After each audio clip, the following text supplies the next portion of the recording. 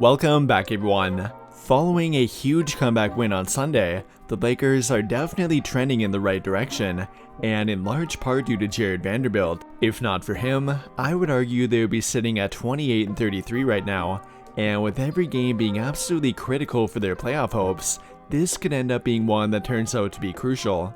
At the moment, they are one game behind the 10th seed, and now only 2.5 games behind the 6th seed, which of course happens to be the Dallas Mavericks. And with how packed the Western Conference currently is, every game against one of them is practically a must-win at this point.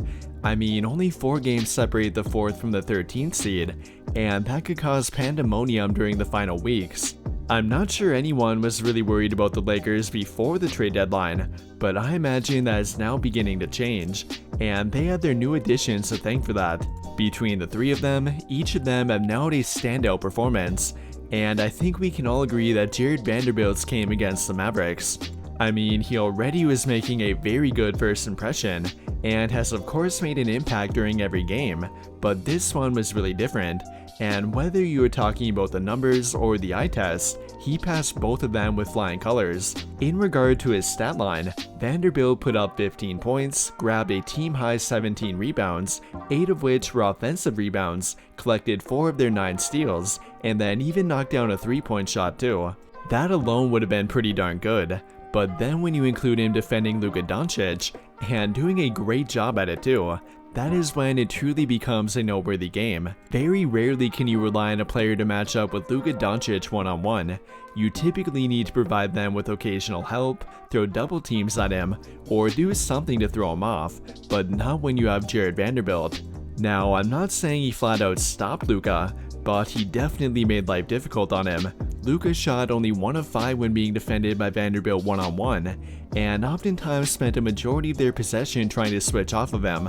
And if you were able to make Luka Doncic do that, then that is a pretty good indication of your defensive ability, and Jared Vanderbilt certainly has it. However, his value goes far beyond defending players one-on-one, and in my opinion, Jared Vanderbilt has flat out transformed the Lakers system, both on defense and offense too. And in today's video, we're going to investigate how he's done it. Before we do that though, I would genuinely appreciate it if you could take a brief moment to drop a like, subscribe to the channel if you have not already, and hit that notification bell to never miss out when I upload a video. Without further ado though, let's dive right into it, and from a basic viewpoint alone, Jared Vanderbilt has done wonders for their starting lineup with his size. If we compare their current lineup to their pre-trade deadline one, there's an astronomical difference in height, and while height alone does not do anything, it definitely can when you have the right skill sets. I mean, I really like what Patrick Beverley offered them on defense, but they can do so much more with Jared Vanderbilt, and there's really no way around that. Despite them trying to play Patrick Beverley up 1 or sometimes even 2 positions, it never really worked out for them. He could bother bigger wings here and there, but was not able to routinely defend them one-on-one. Though I think it's safe to say they found that player in Jared Vanderbilt. The guy can defend virtually anybody in today's NBA, and that makes him the ultimate weapon on defense. To make that even better, he is great at being a help defender too, and that involves everything from him rotating on defense, getting in passing lanes, and even helping Anthony Davis protect the rim. Between the 2 of them, they deflect nearly 5 passes per game, account for over 2 steals per game, and then block nearly 3 shots per game too. Perhaps even more impressive though, is the fact that they can never be played off the court. I mean, there is really no situation where they could be schemed against on defense. They are one of the very few front courts where both the power forward and center can switch 1 through 5, and that is something that cannot be undervalued. Whether we are talking about the regular season or eventually come playoff time, the Lakers will not have to worry about either of them on defense, and that is an absolute luxury. They found that out against the Mavericks too, who are great at taking advantage of teams who have defensive liabilities on the court. If you watch the first half of the game, they outright played Mo Bamba off the court, and in order to counteract that, the Lakers went with a more versatile lineup on defense, even at times playing Jared Vanderbilt at center. And when it came down to it during crunch time, Vanderbilt and Anthony Davis came up big on defense, which will likely be a reoccurring theme for them moving forward. No matter what way you want to look at it, They are an incredibly dangerous defensive duo, and that is something they were lacking before the trade deadline. The final point I'd like to make about Vanderbilt's defense would have to be his ability to matchup-proof LeBron. They no longer have to rely on LeBron to match up with a key offensive player, not even during the fourth quarter.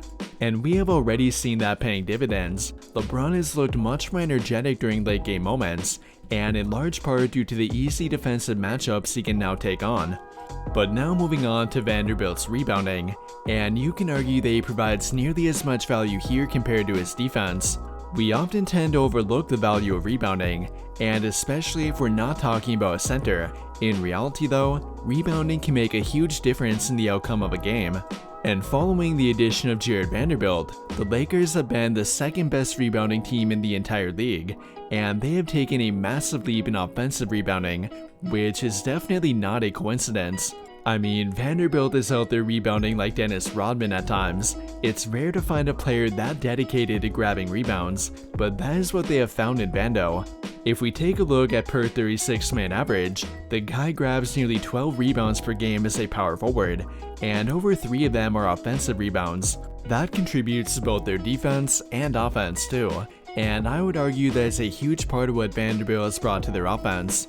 Between keeping plays alive or outright finishing them with a putback, Vanderbilt has given them a huge boost with his rebounding, and that cannot be overlooked. In addition to that though, Vanderbilt is a sneaky good offensive player. No, he may not provide much three-point shooting, even though he is getting better at it, but he is very good at moving without the ball.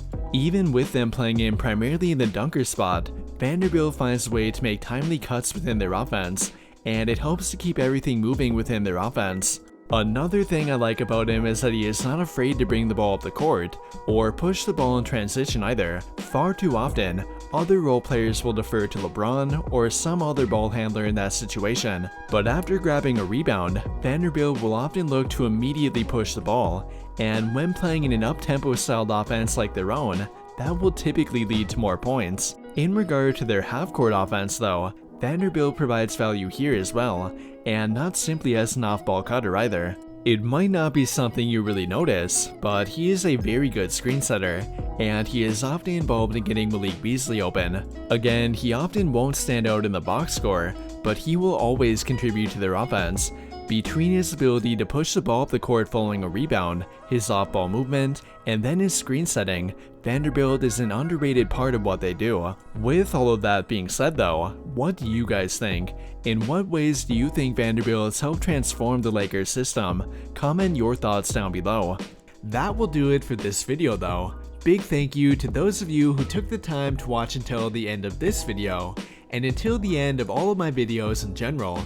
I really hope you enjoyed it, and if you did, be sure to drop a like on the video, subscribe to the channel if you have not already, and turn on notifications to get notified right away when I drop a new video. But as always, thank you for watching and have a great day.